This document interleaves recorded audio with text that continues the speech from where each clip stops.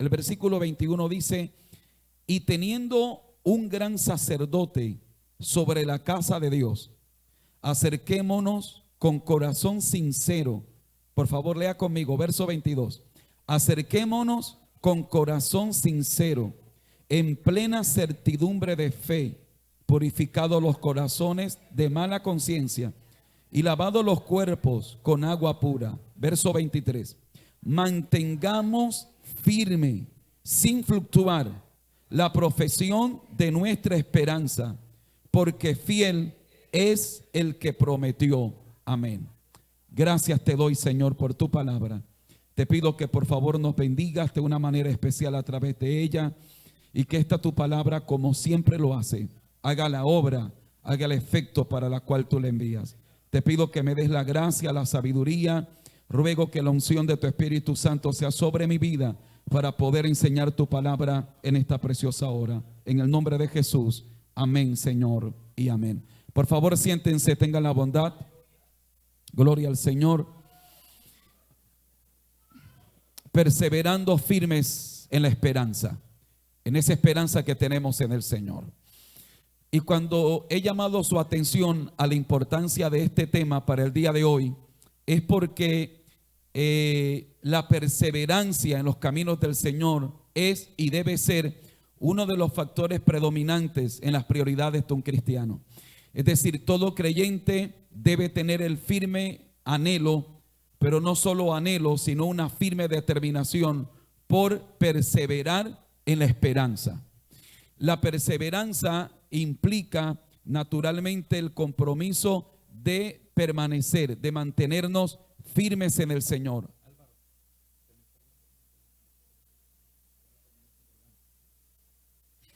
De manera que esa esperanza o esa permanencia en el Señor es determinante para nuestra seguridad cristiana. Luego, la perseverancia nuestra en el Señor se apoya en dos pilares. Es decir, hay dos pilares que garantizan nuestra perseverancia en nuestra fe en el Señor. El primer pilar es la acción soberana de Dios de mantenernos, de guardarnos, de mantenernos a Él. El segundo pilar es la responsabilidad que tiene cada creyente en mantenerse en el Señor, en mantener siguiendo a Dios, buscando al Señor. Estos dos pilares garantizan nuestra perseverancia en el Señor. Y vamos a mirarlo a lo largo de la Escritura. Tomaré algunos textos que nos van a ayudar a poder encontrar esa verdad y cómo poder llenarnos de fuerza en el Señor y llenarnos de fe para perseverar a pesar de las dificultades. Entonces, primero, el concepto de perseverancia indica algo o alguien, puede ser una idea o una persona que se mantiene en el tiempo sin cambiar. La perseverancia indica que una acción, una persona se mantiene en el mismo lugar a pesar de el tiempo o a pesar de las dificultades. De manera que se puede perseverar, en una idea, en un conocimiento, es decir, mantenerse sin cambiar.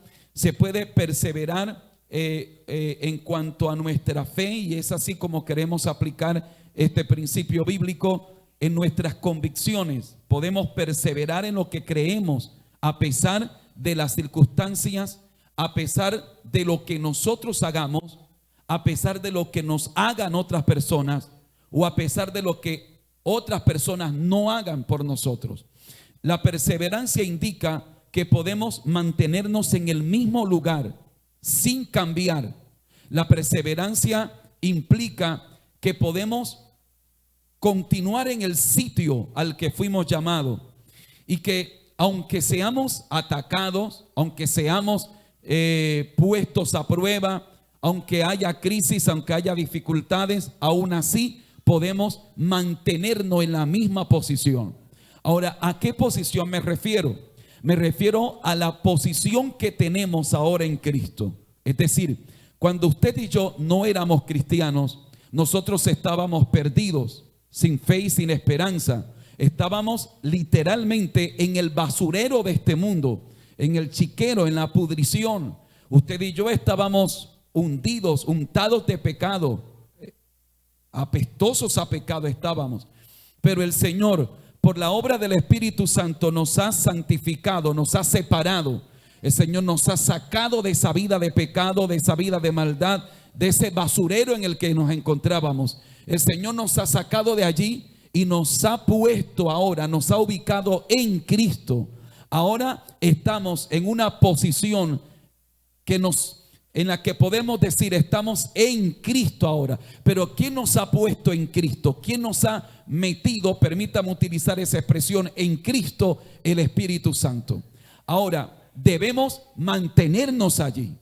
La perseverancia implica que yo me voy a mantener en ese mismo lugar donde estoy, pero hay muchos factores que quieren sacarme de ese lugar. Factores externos e internos. Hay muchas situaciones que yo voy a experimentar dentro de mí, cosas que tal vez yo haga, errores, equivocaciones, pecados, que de alguna forma me van a tratar de impulsar a salirme de esa posición que tengo en Cristo. Pero el llamado de Dios a nosotros hoy es a perseverar allí, es a mantenerme allí, es a continuar allí donde estoy, a pesar de lo que yo haga, a pesar de lo que me hagan, o a pesar de lo que no me hagan. Es decir, que no me apoyaron, que no me ayudaron, a pesar de lo que dejaron de hacer. Dios me llama a perseverar ahora en la esperanza. Y esa esperanza, pues quiero poner en el contexto que vamos a usarla en la mañana de hoy.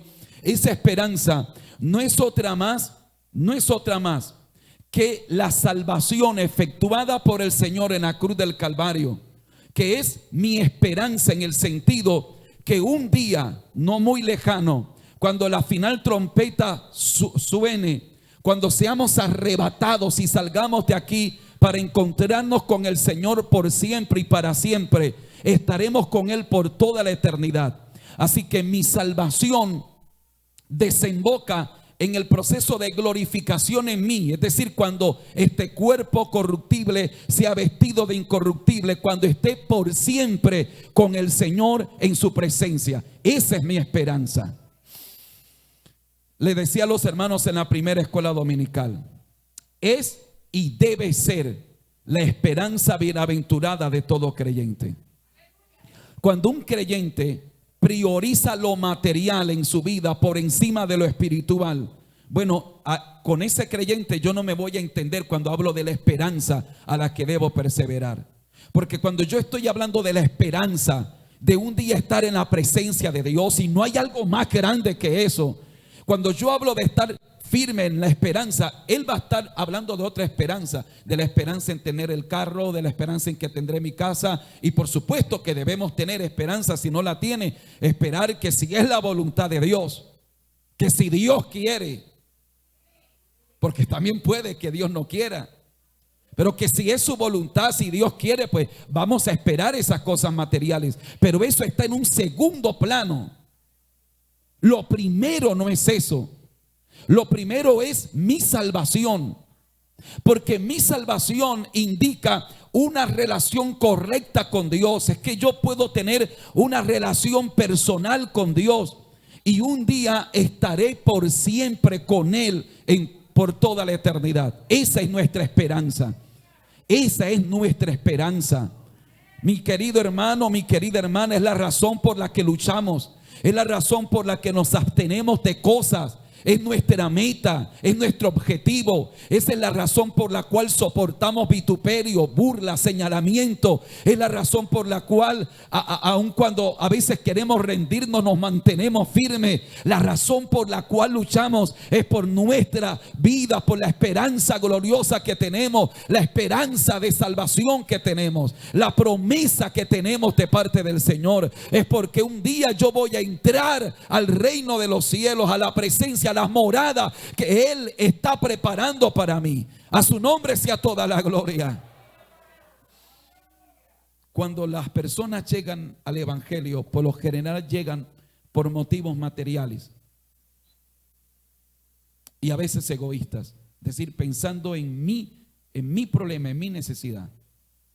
Pero cuando llegamos al Señor, el Señor nos hace entender que nuestra mayor necesidad no es material, es espiritual.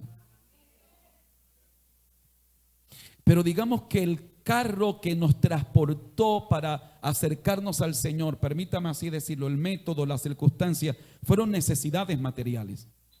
Pero una vez que llegamos al Señor nos damos cuenta que la salud, ¿para qué? Si no estarás por siempre con el Señor. ¿Para qué tener buena salud? ¿Para pecar? ¿Para tomar ron y cerveza? ¿Para qué buena salud? ¿Para adulterar? ¿Para fornicar? ¿Para eso? ¿Buena salud para eso? Es decir, cuando llegamos al Señor nos damos cuenta que todo lo material es como el objeto de glorificar a Dios. Que lo espiritual, y cuando hablo de lo espiritual me refiero a mi relación con Dios, a la esperanza gloriosa que tengo en el Señor, es lo primero, y que todo lo demás son añadiduras que vienen para aportar a ese objetivo principal y espiritual que es el reino de Dios en mi vida. De manera que cuando yo le pido salud a Dios, es añadidura, pero se la pido para honrarlo, para servirle a Él. Cuando yo le pido un carro a Dios, una moto, eso es añadidura, pero se la pido para buscarlo, para servirle a Él, para que sea más fácil. Es decir, cuando pongo a Dios primero, todas las demás cosas son añadiduras. Y mi vida cristiana estará enfocada de manera correcta. Estaré buscando lo que debo buscar. Así que cuando yo hablo de la esperanza, me estoy refiriendo a las promesas que tenemos en Dios en cuanto a la vida eterna, moradas que Él está preparando, estar siempre con Él. ¿Se imagina usted eso? Estar siempre con el Señor.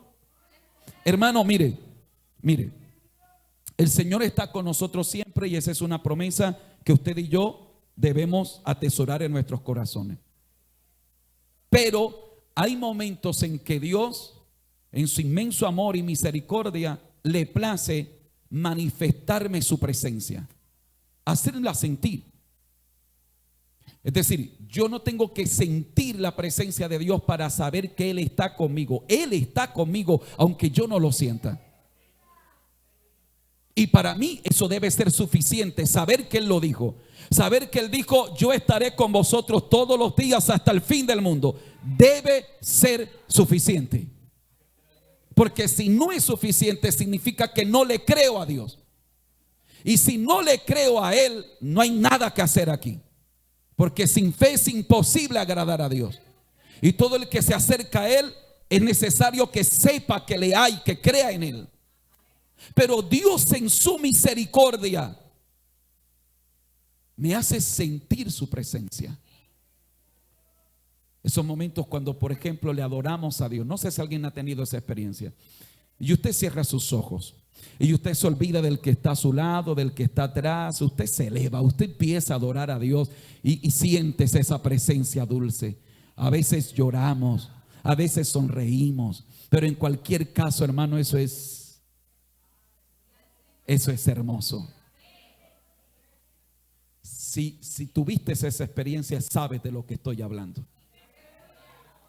¿Y qué tal esos momentos cuando te apartas a solas en tu cuarto, en la iglesia? Vas, buscas un lugar donde estés a solas con Dios, te arrodillas y empiezas a hablar de rodillas o sentado de pie, pero empiezas a hablar con Dios y entras en intimidad con Dios y empiezas a hablar y sientes como Él te habla y sientes esa presencia. O sea, tú sientes que en esa habitación hay algo, hay un peso de gloria ahí, pero que no te da miedo.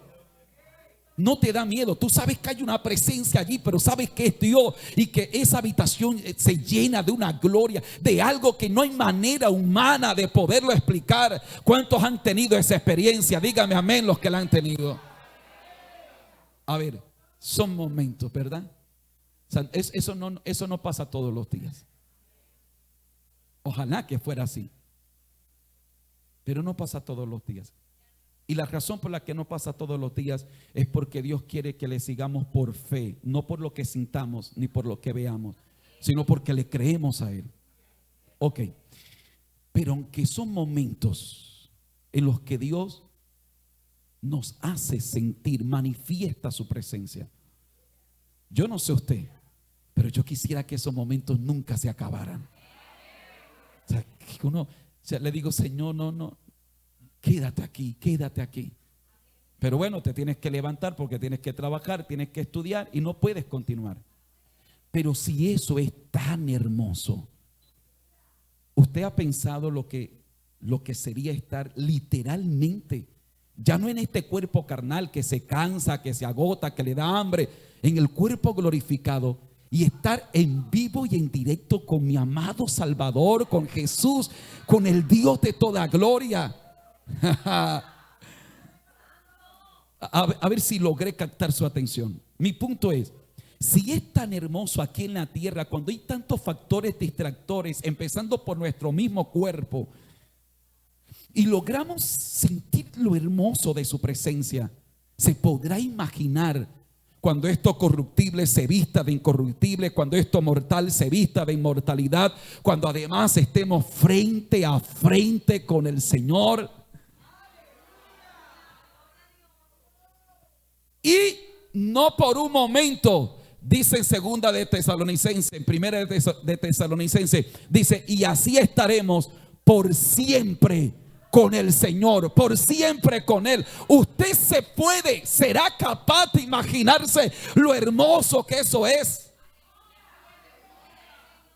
Ahora le pregunto, ¿habrá alguna esperanza más grande que esa? Dígame, ¿podrá una casa, por valiosa que sea, ser más hermosa que esa esperanza? Dígame, ¿qué podría ser mejor que eso? Nuestro problema es que como somos, o algunos son materialistas, son incapaces, su mente carnal y material es incapaz de contemplar lo espiritual, lo hermoso. Y por eso cuando yo hablo de una esperanza bienaventurada, dicen, ¿qué esperanza, pastor? La esperanza mía es que tenga plata aquí ahora.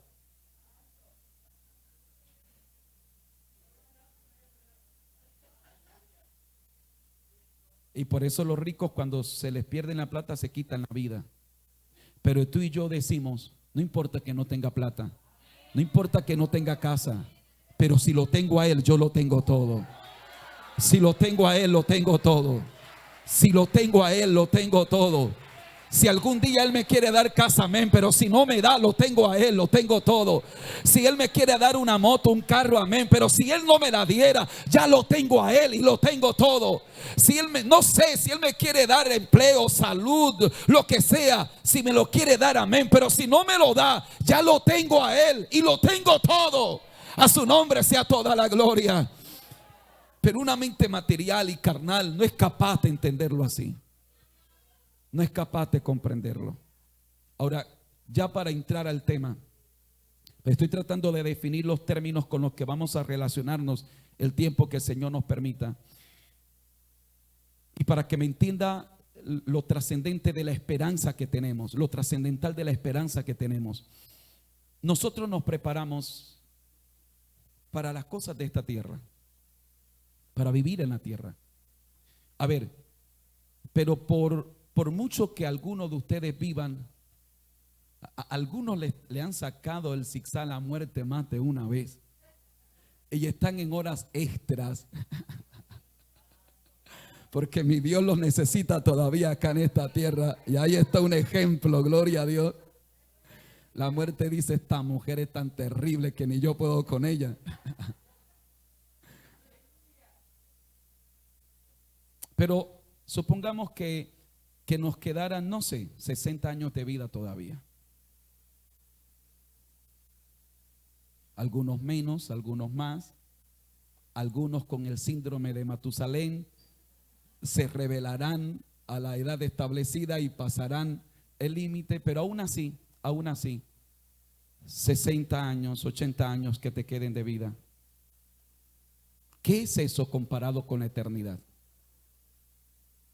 Les decía a los hermanos en la primera escuela dominical, imagínense esto. Imagínense un granito de arena. ¿Qué tan grande es un granito de arena? Es muy pequeño, ¿verdad? Ahora, compare ese granito de arena con la inmensidad del mar. ¿Qué es ese granito de arena ante lo inmenso del mar? Nada. Ok, compare 80 años viviéndolo sin Cristo. 80 años. Compárelo con toda una eternidad sin Cristo sufriendo en el infierno. Vamos al otro lado. Compare 5 años, 10 años, póngale 80 años, guardándonos, buscando lo espiritual primero, honrando a Dios, hasta que llegó un día en que nos tocó partir de esta tierra.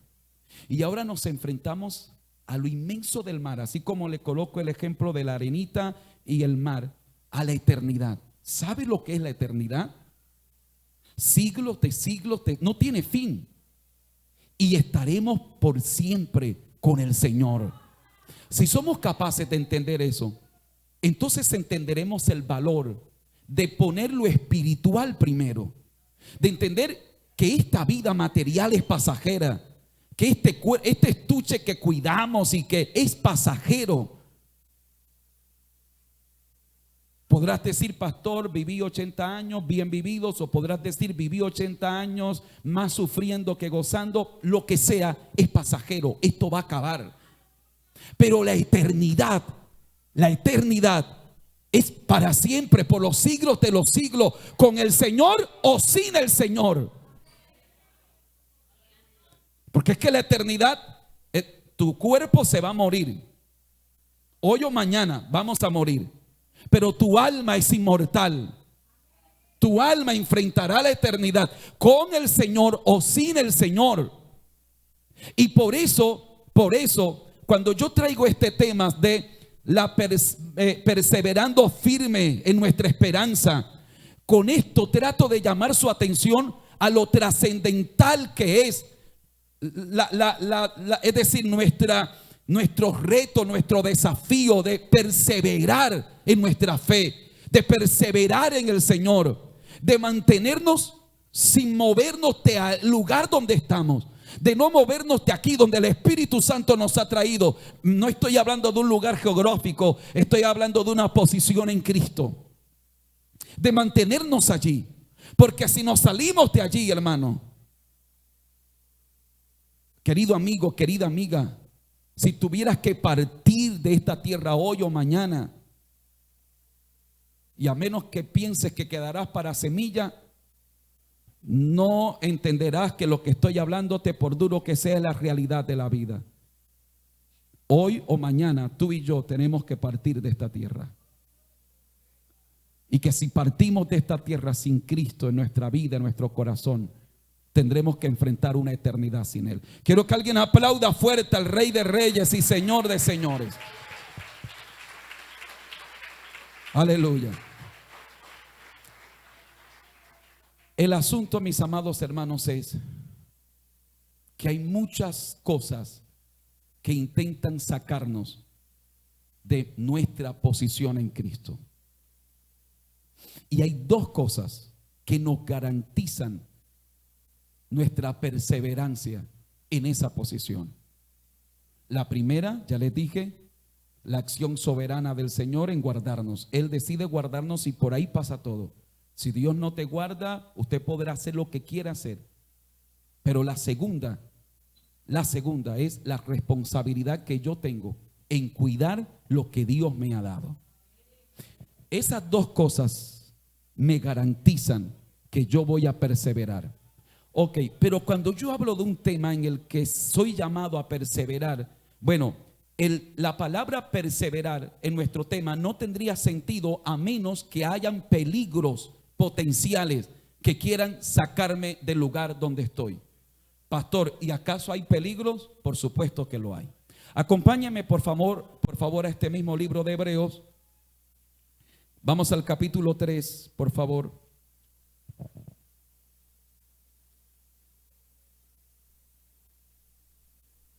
Versículo número 12.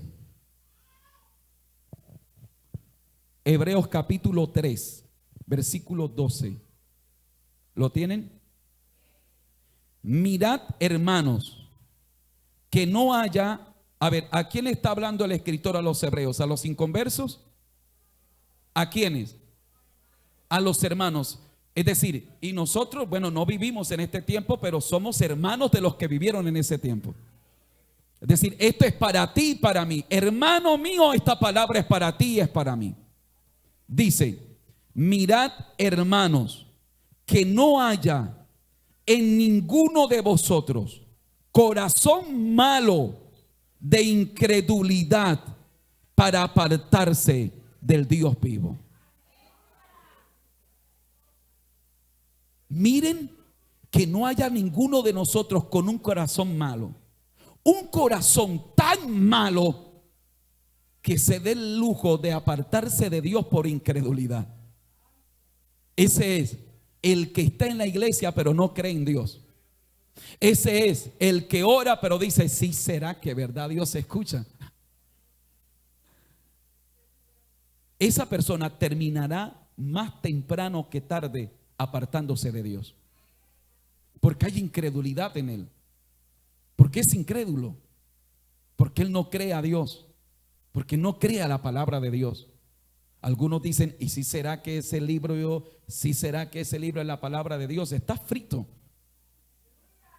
porque es la palabra de Dios. Y si dudas de la palabra de Dios, todo lo que sabemos de Dios. A ver, si usted quiere saber de medicina, ¿qué libro tiene que buscar? Si quiere saber de matemática, ¿qué libro tiene que buscar? Si quiere saber de Dios, ¿qué libro tiene que buscar? Y si el único libro que te habla verdad de Dios, tú no crees en él, está frito. Porque esta es la palabra de Dios que nos revela a Dios, o más bien Dios se revela a través de su palabra y nos hace saber quién es Él y nos hace conocer sus demandas para nosotros. Y nos revela a través de ese libro el plan que trazó para salvarnos. Y si yo no creo, si soy incrédulo, más temprano que tarde yo termino apartándome de Dios. Así que el llamado es, mirad, hermanos, que no haya en ninguno de vosotros corazón malo. ¿Por qué es malo ese corazón? Porque hay incredulidad para apartarse del Dios vivo. Por eso es malo. Verso 13. Antes, exhortaos los unos a los otros cada día, entre tanto que se dice hoy, para que ninguno de vosotros, mire esta palabra, hermano, se endurezca por el engaño del pecado. Porque lo que le sigue a un corazón incrédulo es dureza. Y un corazón endurecido, hermano, no hay palabra que lo toque. Ay, hermano, Dios nos guarde. Porque hay muchos factores que intentarán sacarnos de nuestra posición en Cristo, externos, pero aquí son internos. Aquí es incredulidad, dureza. La dureza dice por el engaño del pecado. La palabra engañar es dar por cierto algo que no lo es. Y el pecado logra engañar. Una persona endurecida por el engaño del pecado es alguien que termina encerrándose en su propia verdad, en su propia realidad, pero es una realidad falsa, engañosa por el pecado de incredulidad, por el pecado de egoísmo, por el pecado de resentimiento, etcétera. Pero cuando una persona se endurece, estoy hablando de hermanos, de creyentes, pero que terminan endureciendo su corazón. Mire, pueden venir al culto donde predique el apóstol Pablo, donde baje fuego, donde haya plumas de ángeles, escarcha, oro, diamante, lo que usted quiera. Y usted, esa persona, la va a ver así, llorando. Que gloria a Dios. Y que duros. El asunto es que se llega a ser duro. O sea, el punto aquí es, no es de un creyente que empezó a ser duro, porque no sería creyente. Estamos hablando de gente que llegó a endurecerse, que llegan a apartarse de Dios, que es un proceso. Es decir, que no salieron de la posición en Cristo de la noche a la mañana, que fueron empujados por circunstancias externas e internas hasta llegar a este punto en el que ahora están endurecidos. No hay consejo que valga. No hay culto de avivamiento que lo despierte. Porque llegaron a estar endurecidos por el engaño del pecado. Es decir, el pecado les hizo pasar por cierto algo que no lo era. Aquí no te aman en esta iglesia. A ti no te quieren. Mira que ni el pastor te saluda. Mira que el ujier se está burlando de ti. ¿Escuchaste el que se rió 7 filas detrás de la tuya? Ese que se está riendo es de ti. Y empiezan a endurecerse. No vengo más a la iglesia. No me aman. No me quieren. Todos se burlan de mí. Y se endurecen por el engaño del pecado. Se endurecen.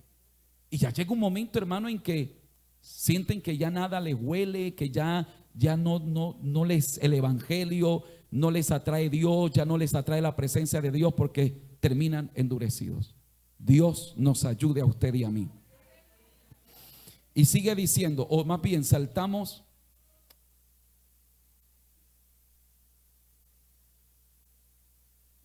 versículo 14 ahora. Este verso 14 es muy importante. Dice, porque somos hechos. Escuche esto. No nos hicimos. Somos hechos. O sea, alguien nos hizo. Somos hechos ¿qué? Participantes de Cristo. Ok. Pero el que nos hizo participantes de Cristo nos puso una condición.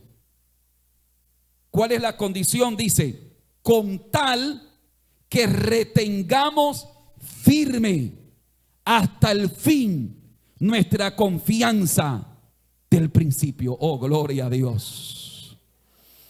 Ahora, cuando el texto dice que somos hechos participantes de Cristo, quiere decir que de toda la gloria de Cristo yo tengo derecho a participar. Porque mi nueva posición es en Cristo. Yo estoy en Cristo. Si yo estoy en Cristo, por eso nosotros somos coherederos con Cristo. Porque el unigénito del Padre es Cristo. Y el único y absoluto heredero del Padre es Cristo. Y la herencia del Padre es Dios. Porque para que la herencia se pueda activar, el dueño de la herencia tiene que morir.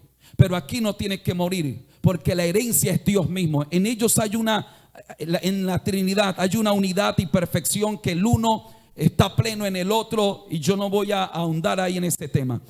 El punto mío es este: Cristo es el heredero del Padre, pero como yo estoy en Cristo, todo lo que Cristo hereda del Padre, yo lo heredo en la persona de Cristo.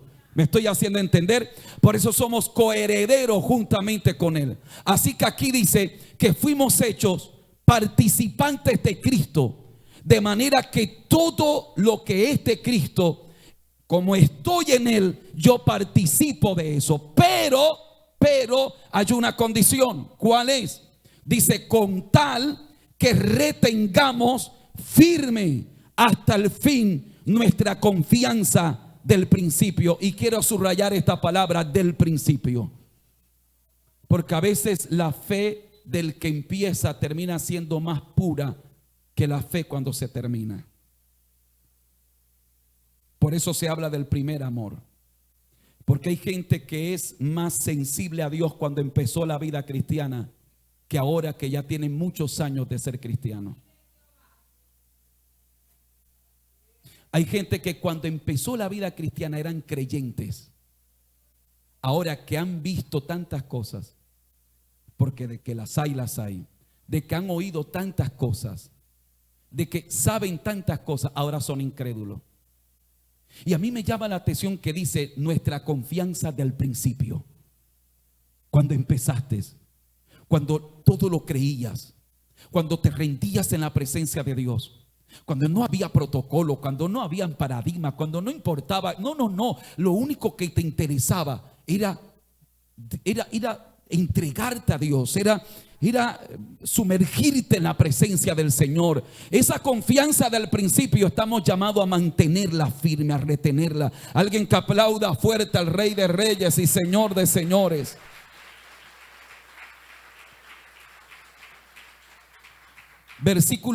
Capítulo 4, verso 1 y 2 dice: temamos pues, no sea que permaneciendo aún la promesa de entrar en su reposo, alguno de nosotros parezca no haberlo alcanzado. Por favor, lea en voz alta el verso 2 conmigo. Dice: porque también a nosotros se nos ha anunciado la buena nueva como a ellos, pero no les aprovechó el oír la palabra por no ir acompañada de fe en los que la oyeron. Tú y yo también tenemos una esperanza, tenemos una promesa. ¿Cuántos alaban la gloria del Señor en esta preciosa hora? Bien, entonces, la perseverancia es un llamado dado que tenemos circunstancias internas o externas que intentarán movernos de nuestra fe. Y Dios nos llama hoy a perseverar en nuestra esperanza, a perseverar firme en la fe a la que hemos sido llamados. Volvamos por favor a Hebreos capítulo 10.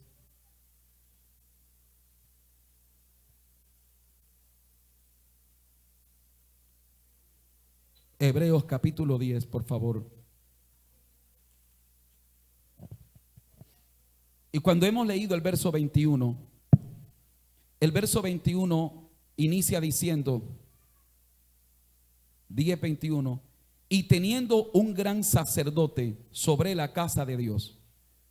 Es un punto de partida. De aquí en adelante, el escritor va a hacer unas exigencias que hace Dios al pueblo. Pero esas exigencias se hacen con base a lo que está del versículo 21 hacia arriba. Primero voy a mostrarle la exigencia, lo que se pide, y luego quiero contrastarlo con en qué se soporta eso que Dios le pide al creyente. Ese segundo pilar que Dios le pide al creyente para perseverar en la esperanza.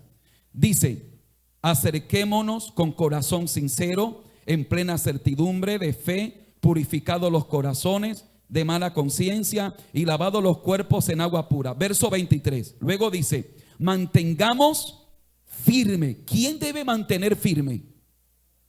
Aquí me corresponde a mí. Está diciendo que yo debo mantenerme firme, sin fluctuar. ¿Qué es lo que debo mantener firme sin fluctuar? La profesión de nuestra esperanza. ¿Por qué? Porque fiel es el que lo prometió. Ok. Pero ¿qué hace posible que yo pueda acercarme con corazón sincero, o que yo pueda mantenerme, o que yo pueda estar sin fluctuar? ¿Qué hace posible eso? El versículo 21 dice: tenemos un gran sacerdote sobre la casa de Dios. Ese sacerdote hace posible que yo pueda mantenerme firme. ¿Quién es ese sacerdote? Observemos versículo 12. Mire hacia arriba, iniciemos a leer desde el versículo 12. ¿Lo tiene?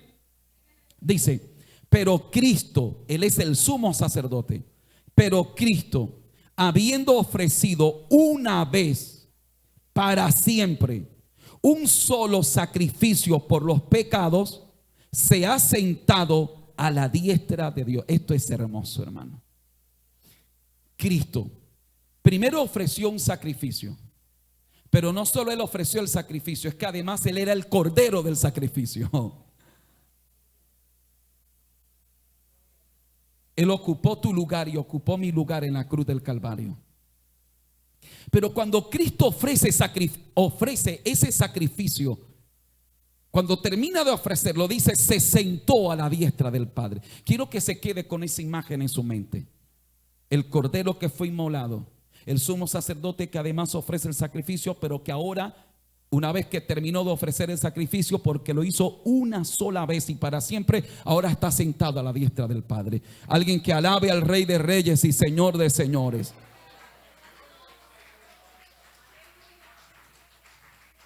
Dice el versículo 13: he ahí en adelante, esperando hasta que sus enemigos sean puestos por estrado de sus pies. Verso 14.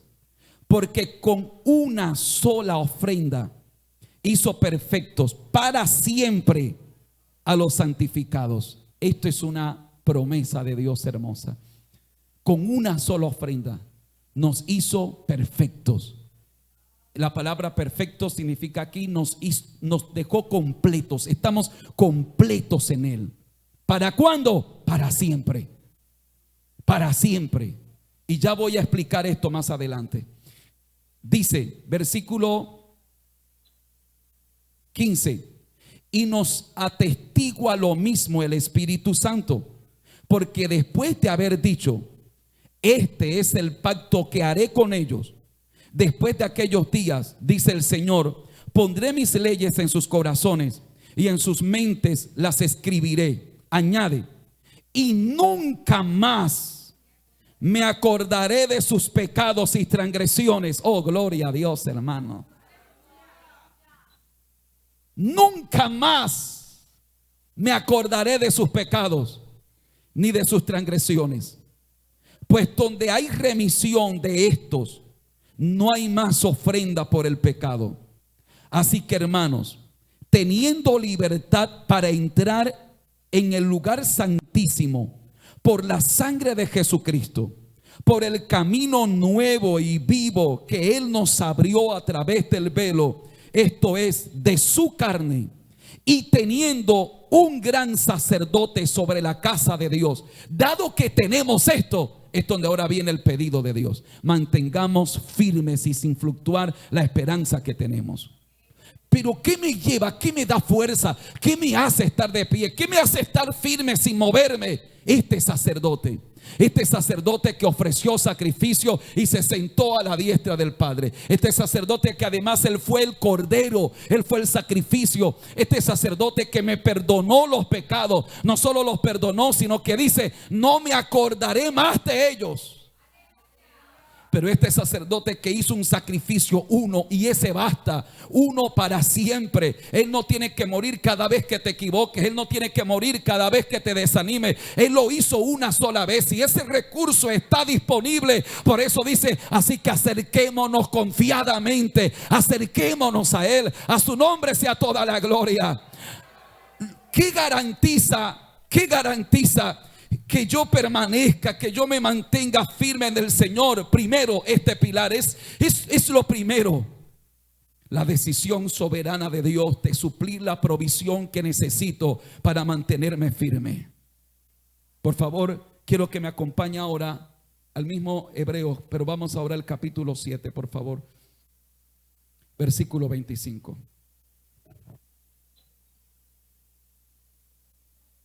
¿Lo tienen? Dice, por lo cual puede también, ese sacerdote del que yo le estoy hablando, puede también salvar. ¿Salvar qué?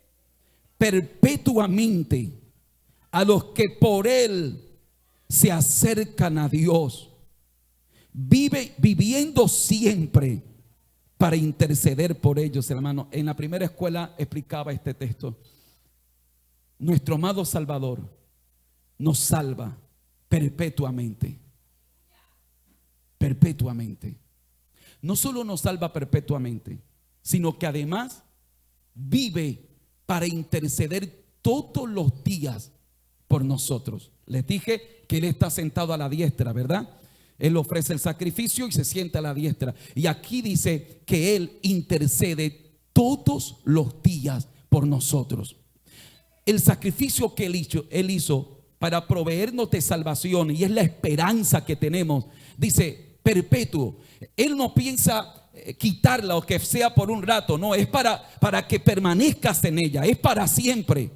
Ahora, ¿qué garantiza que yo pueda permanecer en eso? El primer pilar es la acción de Él. ¿Qué hace Él? Dice, vive para interceder todos los días por mí.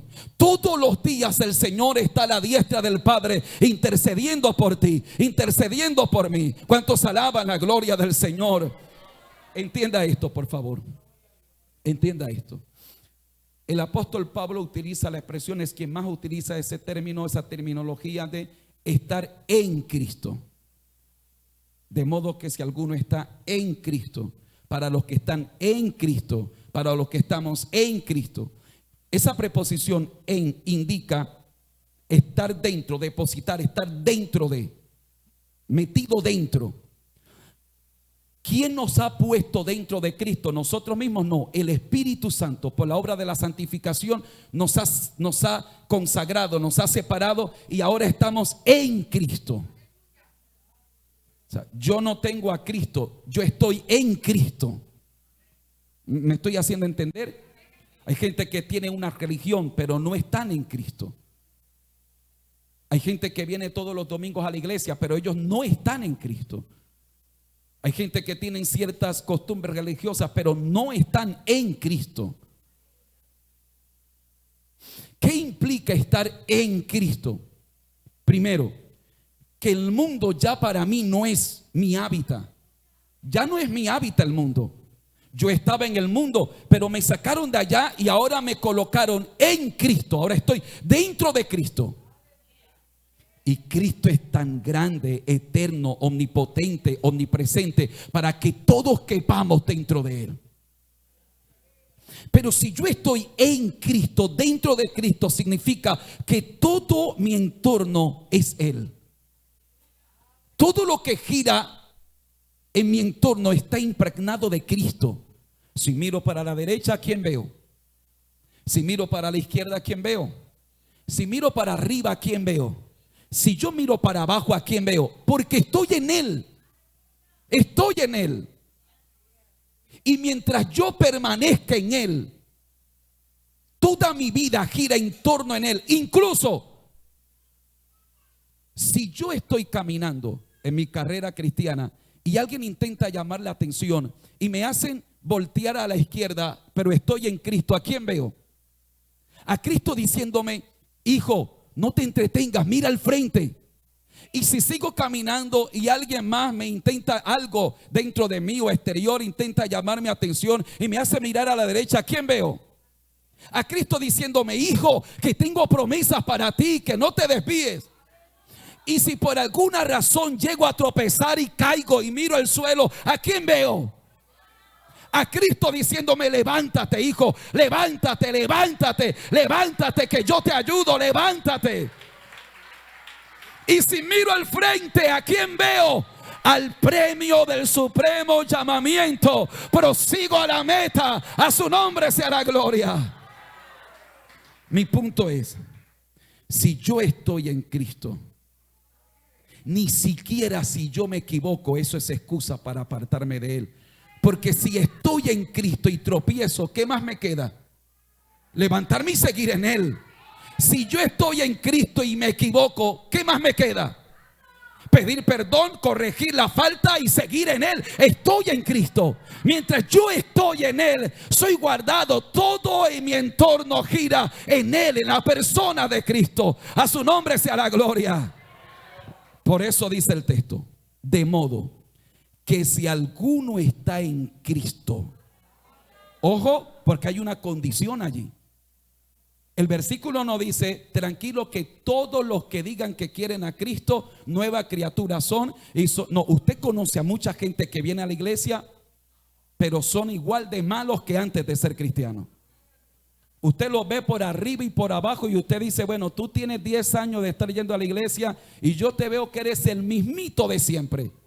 O sea, yo no veo que tú seas una nueva criatura. La palabra no se equivoca. La palabra dice bien claro: de modo que si alguno está en Cristo, nueva criatura es. Las cosas viejas pasaron y todas son hechas nuevas. De tal manera que si yo estoy frente a alguien que dice que es cristiano, pero no es nueva criatura, tiene los mismos defectos, las mismas mañas, las mismas prácticas, los mismos pecados que antes de asistir a la iglesia, bueno, eso tiene una muy simple y sencilla explicación. Él está en la iglesia, asiste a una iglesia, pero no está en Cristo. Porque cuando tú entras, tú estás en Cristo, lo primero que pasa es que tú eres desprendido del mundo. Ya el mundo no es tu hogar, ya el mundo no te apasiona, no te agrada. Ahora estás en Cristo, y si estás en Cristo, eso se nota. Si estás en Cristo, se nota que estás en Cristo. Alguien que aplauda fuerte al Rey de Reyes y Señor de Señores. El que está en Cristo se conoce.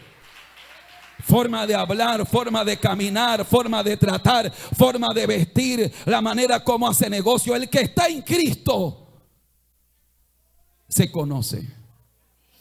De modo que cuando en Hebreos capítulo 7, verso 25 dice: por lo cual puede también salvar perpetuamente a los que por él se acercan a Dios. Y él, ese que salva perpetuamente, viviendo siempre para interceder por ellos. Y el verso 26 dice: porque tal sumo sacerdote nos convenía, santo, inocente, sin mancha, apartado de los pecadores y hecho más sublime que los cielos. Querido hermano, querida hermana, tu salvación, que es el tesoro más grande que tienes, por favor entiéndelo así, querido hermano, querida hermana. A veces estamos muriéndonos: ay, hermano, me van a echar del trabajo, y nos estamos muriendo, y eso preocupa. Pero cómo me gustaría verte sufriendo por tu vida espiritual, por ocuparte en la salvación, así también. A veces no, ay, hermano, que ya mi esposa no me mira, que mi esposo no, y nos estamos muriendo por eso. Y está bien que te preocupes por eso, pero ¿cómo sería de lindo que también sintieras que te murieras así, sin Dios, sin la presencia de Dios? Tu salvación, el tesoro más grande que tienes, tu salvación, la esperanza a la que Dios te llama a mantenerte firme, es segura. En Dios está segura. En Dios es firme. Pero hay un segundo pilar, y es el que Dios nos llama hoy: a tú y yo permanecer firme en esa salvación que ya tenemos, que ya es nuestra. Y el Señor no pretende darla por un rato, por una hora, lo hizo para siempre. Pero te quieren mover de esa posición en Cristo. Las circunstancias te quieren hacer dudar.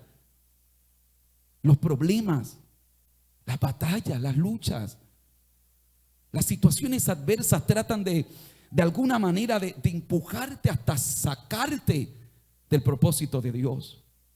Y Dios te dice: no, hijo mío, no, hija mía, persevera, mantente firme. ¿Cuántos alaban la gloria del Señor? Y volvamos, por favor, capítulo 10, verso 21.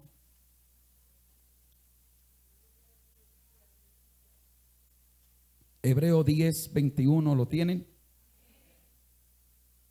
Veamos el 20, vamos a leer el 23. El tiempo no me da, voy a obviar el 22. El 23, donde está la idea de lo que quiero compartir.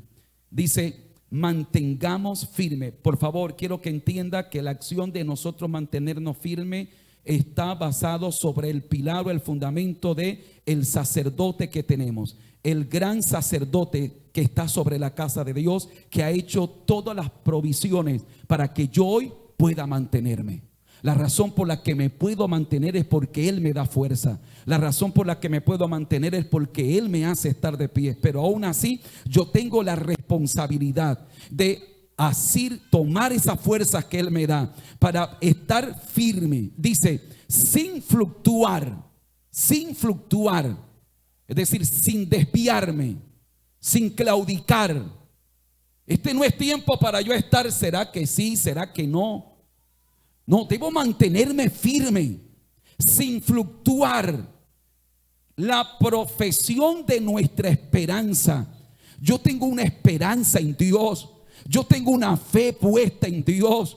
y yo no puedo fluctuar, no ahora. Yo no puedo dejarme mover de la esperanza donde estoy cimentado en el Señor. Yo no puedo permitir que las circunstancias que me rodean me hagan dudar del Dios de mi salvación, tampoco de mi salvación. Yo no puedo perder el norte. Debo estar firme, seguro en el plan y en el propósito de Dios con mi vida. Alguien que aplauda fuerte al Rey de Reyes y Señor de Señores.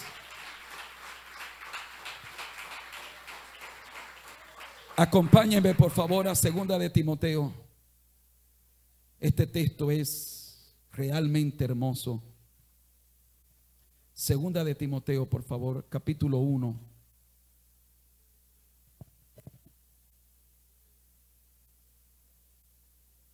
¿Lo tienen?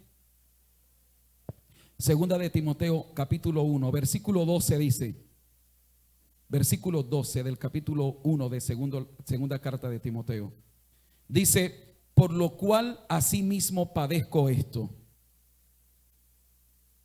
El apóstol dice: yo no tengo ningún problema en padecer por causa del Señor. Lo que yo tenga que padecer, el apóstol dice: yo padezco esto. Pero hay una causa por la cual él padece esto. La va a resaltar más adelante. Pero no solo él está dispuesto a padecer lo que tenga que padecer. En el caso del apóstol Pablo padeció calumnias, persecución, hambre, padeció peligro, situaciones adversas y difíciles. ¿Tú qué tendrías que responder? Si tú tuvieras que decir: yo por causa del Señor estoy padeciendo, ¿qué colocarías allí? Dice el apóstol, gloria al Señor, por lo cual asimismo padezco esto, pero no me avergüenzo, porque yo sé en quién he creído, dice el apóstol. Yo no me avergüenzo, sé que estoy padeciendo, pero no me avergüenzo. Sé que las cosas no están muy bien, pero no me avergüenzo. Que sé que las puertas se han cerrado, pero no me avergüenzo. Sé que todavía Dios no me ha sanado, pero no me avergüenzo. Sé que todavía no tengo mi casa y tengo que a veces tolerar que alguien me insulte o me avergüence porque no estoy en mi casa propia. Y tengo que padecer esto, pero no me avergüenzo.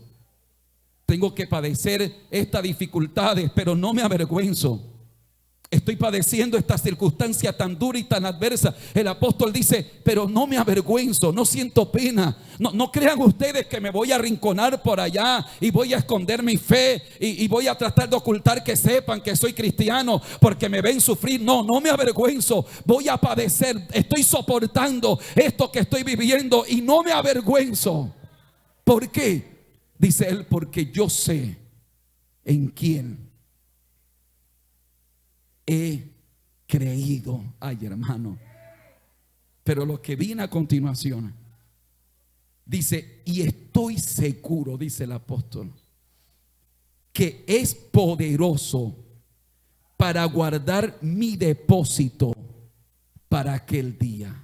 Estoy seguro, dice Pablo, que Él es poderoso para guardar mi depósito. Ok. En la cultura griega, en los tiempos de Pablo hacia atrás, era un honor, por decir algo. Yo llego donde David y le digo: David, yo tengo algo que es mío y lo voy a depositar en ti. Quiero que me lo guardes. Una especie de banco, pero se hacía, para él era un honor que yo le confiara algo tan valioso.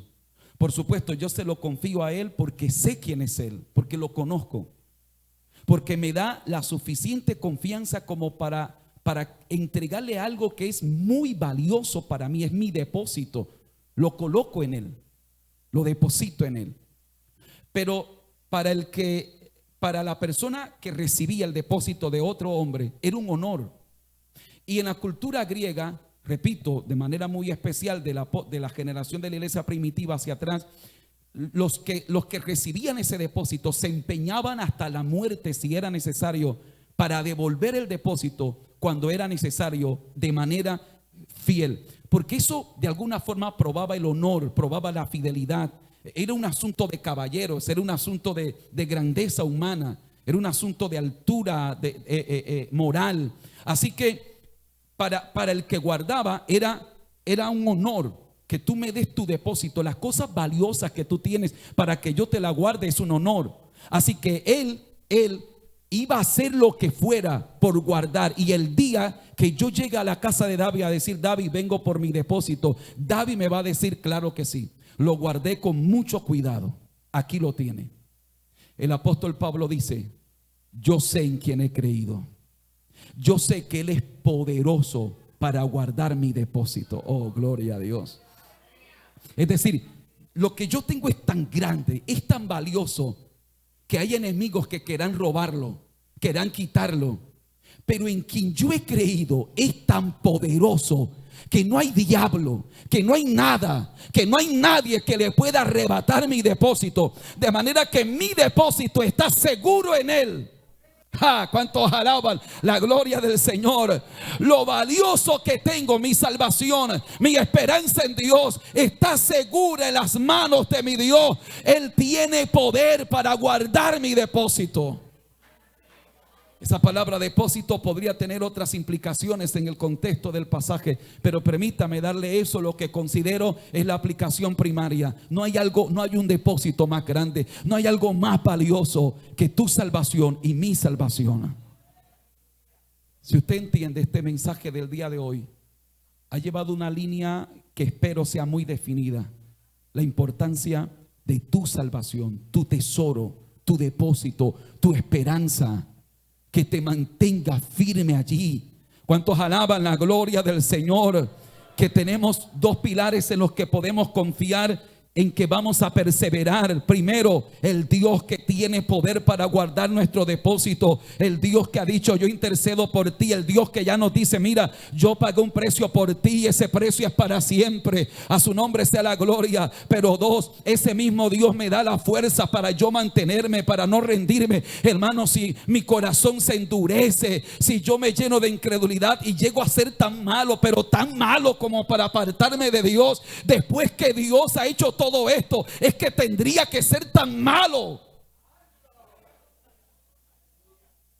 Pero es que después de tener a un Dios que ha hecho todo esto por mí, y que se me dé por meterme de incrédulo ahora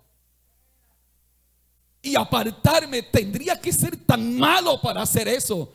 Por eso dice el versículo: que no haya entre vosotros corazones incrédulos tan malos para apartarse de Dios. Alguien que levante su mano y glorifica al Rey de Reyes y Señor de Señores.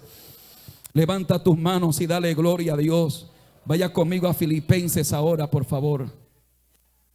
Filipenses capítulo 2, versículo 12.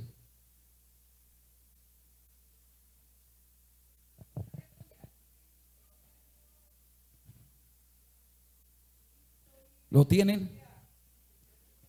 Filipenses capítulo 2, versículo 12 y 13 dice: por tanto, amados míos, como siempre habéis obedecido, no como en mi presencia solamente, sino mucho más ahora en mi ausencia. ¿Qué dice? Ocupaos en vuestra salvación. ¿De qué manera debemos hacerlo? Con temor y temblor, porque Dios es el que en nosotros produce así el querer como el hacer por su buena voluntad. Una vez más, estos dos pilares que garantizan mi perseverancia en la esperanza. Por un lado, yo debo ocuparme de mi salvación. Yo me tengo que ocupar de mi salvación, y no de cualquier manera. Tengo que hacerlo con temor y temblor. Pero por otro lado, ¿quién es el que me da la fuerza? ¿Quién es el que me nutre? ¿Quién es el que me capacita? ¿Quién es el que me inspira? ¿Quién es el que me ayuda para ocuparme de mi salvación con temor y temblor? Dios, que es el que pone en mí el querer como el hacer. A su nombre sea toda la gloria. Estas dos cosas garantizan que yo puedo perseverar. Sí se puede. Hermano, puedes llegar a la meta. Hermana, puedes llegar a la meta. Yo no sé qué estés viviendo. Yo no sé qué circunstancias hayan a tu alrededor. Yo no sé bajo qué presión hayas venido a la iglesia. Yo no sé qué batallas tú estás librando. Pero tú puedes llegar a la meta. Hay dos pilares que garantizan que puedas llegar. Hay dos pilares que garantizan que puedas permanecer en Cristo, que puedas perseverar, que te mantengas en el mismo lugar sin cambiar, sin ser movido de allí, que puedas mantener tu esperanza del principio, tu fe como el principio. ¿Cuántos alaban la gloria del Señor en esta preciosa hora? Y quiero recordarle una palabra que sé que usted conoce. Vaya conmigo a Juan, por favor. Juan capítulo 10.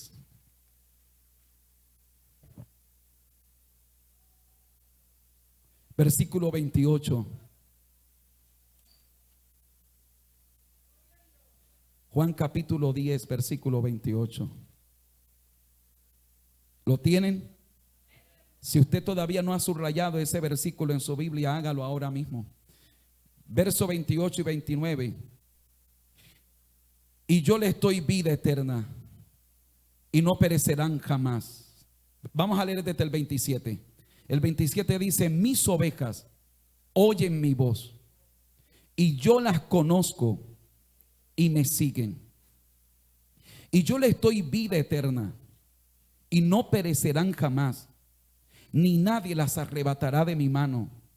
Mi Padre que me las dio es mayor que todos y nadie las puede arrebatar de la mano de mi Padre. Firmeza. Puedes mantenerte. Y la razón por la que tú puedes continuar, yo le estoy hablando tal vez aquí a personas a quien el diablo le está diciendo: descarríate, apártate, no vayas más a la iglesia.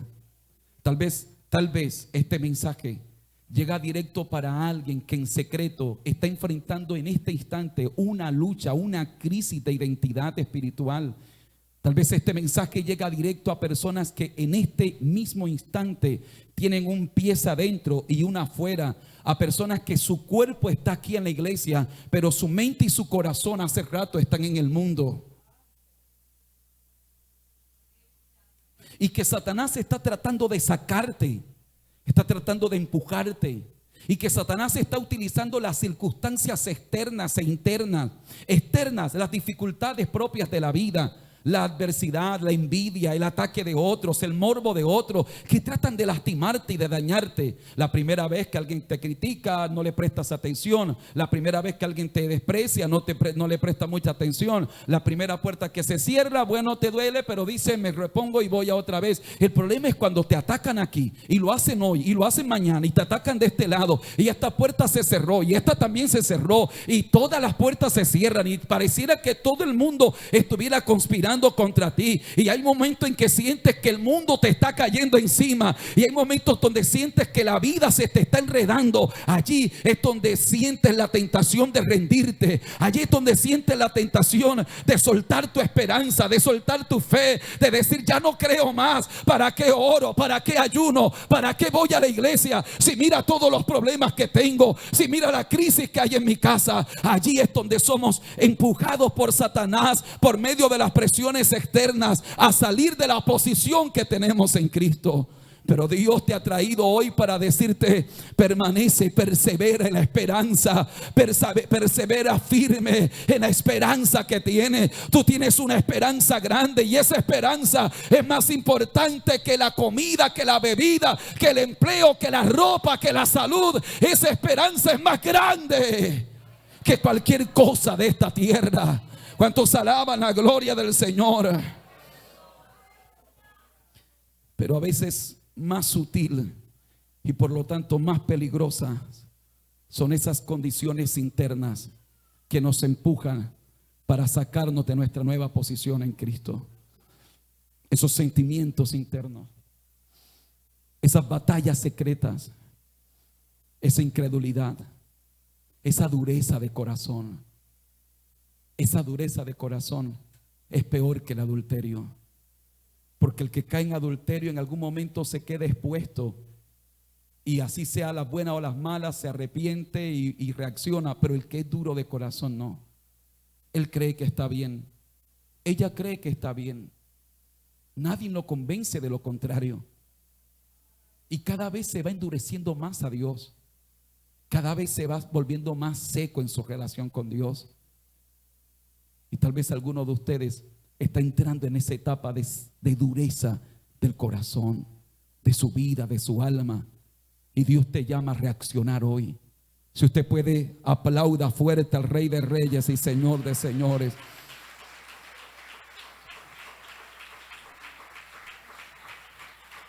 Pero ¿acaso me puedo mantener yo firme en la esperanza? La respuesta es sí. Sí. La primera razón para creer que sí se puede es que este Jesús del que Juan habla aquí, este Jesús que dijo: las ovejas son mías. ¿Cuántos son ovejas del Señor aquí? Levanten la mano los que se sienten que son ovejas de Dios, los que creen que son ovejas del Señor. Sobre ti Jesús habló y dijo: mis ovejas son mías. Yo les doy vida. Y mis ovejas que son mías las tengo en mi mano. Y nadie las arrebata de mi mano. Pero si eso no fuera suficiente, el que me las dio es mi Padre. Y mi Padre es mayor que todos. Y nadie las puede arrebatar de la mano de mi Padre. Y el versículo siguiente dice: y el Padre y yo uno somos. No hay ninguna forma que el diablo, no hay ninguna manera que Satanás, que las circunstancias realmente te lleven, a menos que tú quieras hacerlo, a separarte de Cristo. Y quiero que se coloque de pies. Y quiero que terminemos con las palabras que dijera el apóstol Pablo. Tome su Biblia y quiero que lea conmigo así de pies. Colóquese de pies lo que puedan hacerlo. Vamos a leer la declaración que hizo el apóstol Pablo, capítulo 8 de Romanos. Romanos capítulo 8.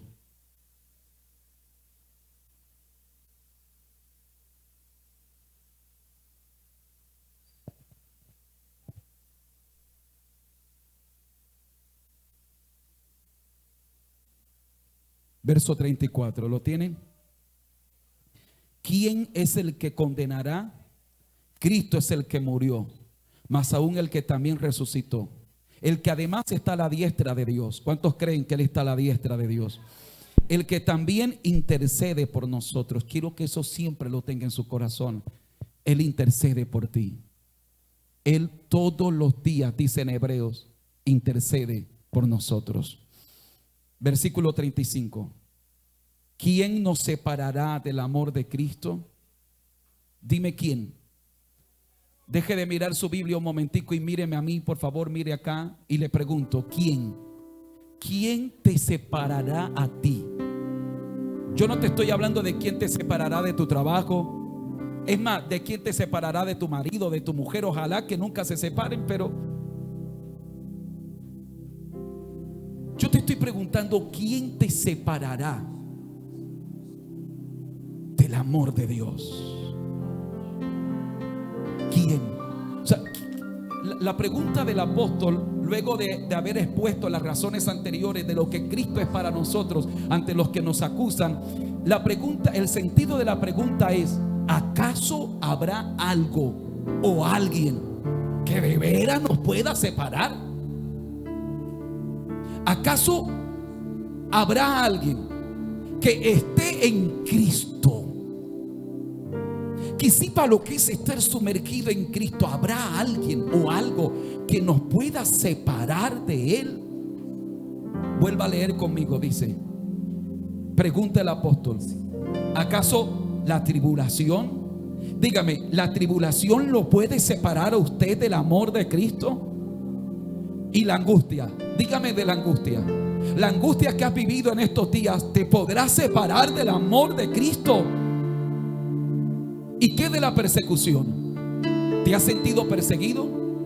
¿Te has sentido perseguida en el trabajo, en la empresa, en tu familia?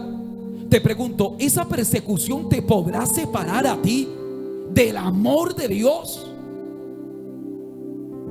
¿Y qué hay del hambre?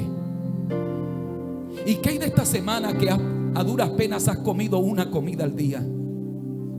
Y no es que sea la gran comida. ¿Y qué hay de esta semana donde cuando vas a mirar a la cena lo que encuentras es papas viejas, yuca rucha, sobras de arroz? Te pregunto, ¿el hambre? ¿Acaso el hambre te podrá separar de Dios? ¿Acaso el hambre es excusa para que diga me voy a descarriar? Por favor, arréglenme el sonido. ¿Acaso el hambre es excusa para que tú digas me voy a descarriar porque no tengo mercado, no tengo para mercado, me voy a descarriar? ¿Acaso el hambre me podrá separar del amor de Dios? Luego dice la desnudez. ¿Acaso por el hecho de que tengo el mismo suéter de hace 3 años y es el quita y pon, lava y pon, la misma pollerita, la misma falda, la misma blusa, todas las hermanas se ven tan bonitas con su ropa y yo siempre con la misma faldita de siempre, todos los hermanos se ven tan bien con su corbata y yo siempre con mi misma camisita que ya me toca que lavar la mano porque si la echo a la lavadora se daña, se parte? Pero yo te pregunto, ¿y acaso es eso excusa para separarte del amor de Dios? ¿Acaso la falta de ropa, la desnudez, me podrá separar a mí del amor de Dios? ¿Acaso yo podré decir, estoy desanimado porque no tengo ropa, no voy más a la iglesia porque no tengo que ponerme, me voy a descarriar porque no tengo ropa para ponerle a los niños? El apóstol dice, ¿acaso eso me podrá separar del amor de Dios? ¿Cuántos alaban la gloria del Señor en esta hora? ¿O el peligro? ¿O la espada? Luego dice, quiero que lean voz alta conmigo. Como está escrito, dígalo conmigo: por causa de ti somos muertos todo el tiempo, somos contados como ovejas de matadero. Antes, en todas estas cosas somos más que vencedores por medio de aquel que nos amó. Por lo cual estoy seguro, dice Pablo. Yo no sé si tú puedas decir eso también. Hermano, yo le puedo decir a usted que con la ayuda de Dios, yo puedo decir de mi corazón, de mi vida, de mi alma, yo puedo decir, yo estoy seguro de que ni la muerte, ni la vida, ni ángeles, ni principados, ni potestades, ni lo presente, ni lo porvenir, ni lo alto, ni lo profundo, ni ninguna cosa creada me podrá separar del amor de Dios que es en Cristo Jesús, Señor nuestro. ¿Alguien aquí podrá decir eso también?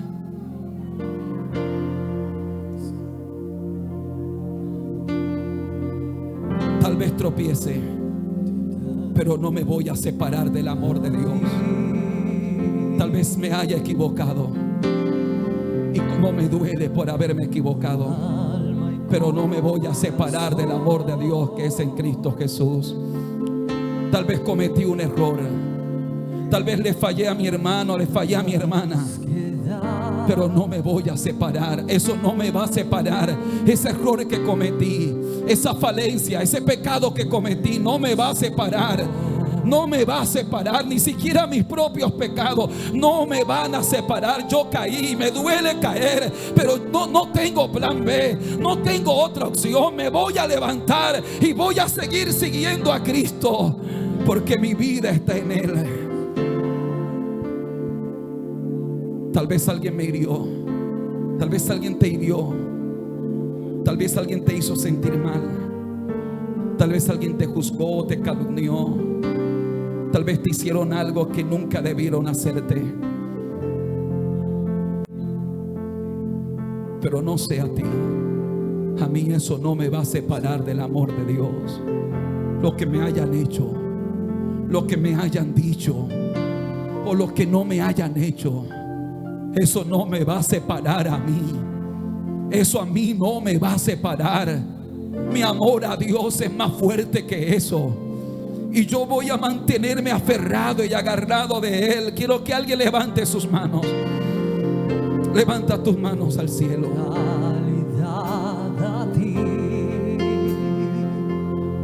Habla con Dios en esta mañana. Alma y corazón. Habla con tu Dios en este día. Creo que hoy es una mañana oportuna para renovar nuestros votos con Él. Para renovar nuestros votos con el Señor. Para que renueves tu voto de consagración a Dios. Para que renueves tu voto de servicio a Dios. Creo que es una mañana especial para venir a la presencia de Dios, para decirle: Señor, yo puedo también decir hoy que voy a perseverar firme en la esperanza, que nada ni nadie me podrá separar del amor de Dios que es en Cristo Jesús.